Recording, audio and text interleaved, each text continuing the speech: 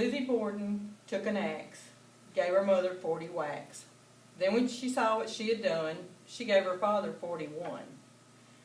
Close your door, lock it, latch it. Here comes Lizzie with her hatchet. This is a gruesome poem that was chanted by children for years, jumping rope. It was done after the murders in 1892 that Lizzie Borden was supposedly accused of, or was accused of. It was never proven that she did it, that she took an axe and killed her father and killed her stepmother. Let me give you a little bit of background on Lizzie. Lizzie was a spinster at 33 years old, had never married, taught Sunday school. She was your most unlikely suspect that you would ever think of to kill somebody.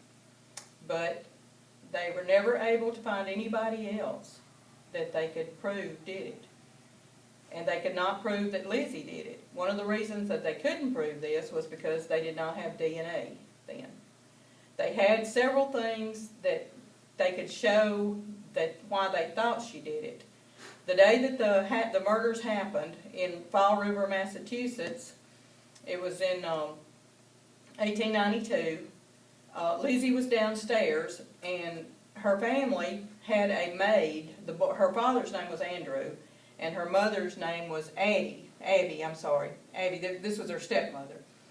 And Lizzie was in the house downstairs, and Bridget Sullivan, their maid, was on the third floor of the house. She was resting when Lizzie called her and asked her to come upstairs. When she got upstairs, she said, "Someone's killed Father." And they called the police, and when they got there, they went on and found the stepmother, who was dead, also in another room. They searched the house, and in the basement they found a hatchet. It did not have a handle on it. And they also found a dress that had been burned in the fire. When they asked Lizzie about this, she explained that she'd gotten paint, red paint, on the dress. And this was all of the evidence that they had. They looked into things that could have happened about Lizzie. Lizzie did not get along with her stepmother, Abby. Her mother had died when she was very young, and she did not like her stepmother. She would only address her as Ms. Borden. She never called her mother, she never called her Abby, and would only call her Ms. Borden.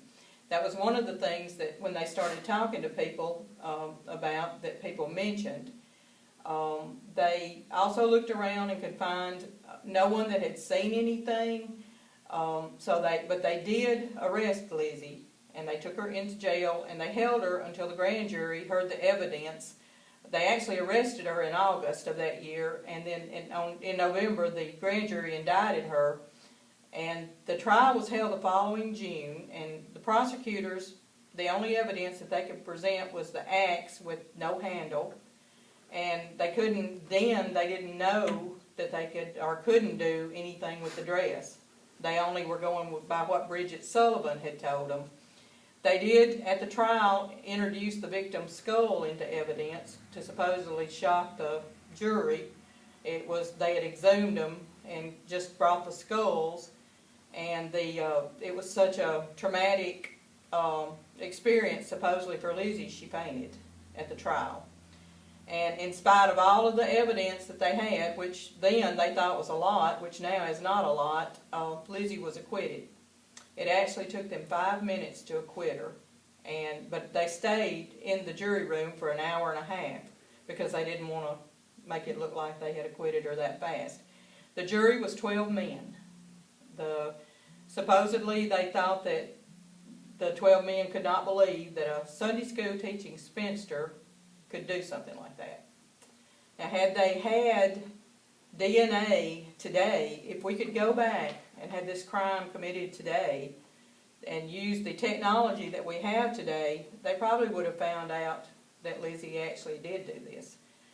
Lizzie had the reason that now, according to Lois Walker, who wrote the book The Legend, the Truth, and the Final Chapter about Lizzie Borden, her father, Andrew Borden, was a successful businessman, but he was very stingy.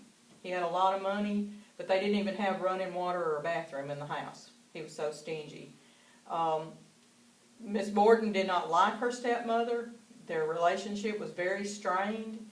And Lizzie also exhibited signs of mental illness. And she was, had we had testing for her today, they might have realized that she really was mentally ill. She gave contradictory statements, and the answers when questioned, she didn't have answers for a lot of things, and she did not testify at the trial. But they did find out later on that she resented her stepmother so badly that she got into it with her sister, and when her sister did not agree with her, she decapitated her sister's cat, which they did not know at the trial. But in conclusion, I just want to say that DNA, which was not available then, even if they did not have the axe handle, even if they could not get fingerprints, DNA is skin cells. DNA, anything that you touch, me touching this podium, anything, I'm leaving skin cells here. And our DNA is wherever we leave it, from our fingernails, from any kind of bodily fluids or anything, they can pick that up now. The DNA is so good and the testing is so good.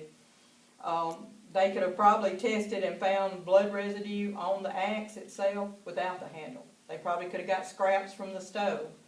And in conclusion, I think that this proves that Lizzie probably killed her parents and got away with it. There were no other people to look at, and my thought is that the jury knew that she probably did it, but were very reluctant to convict this lady.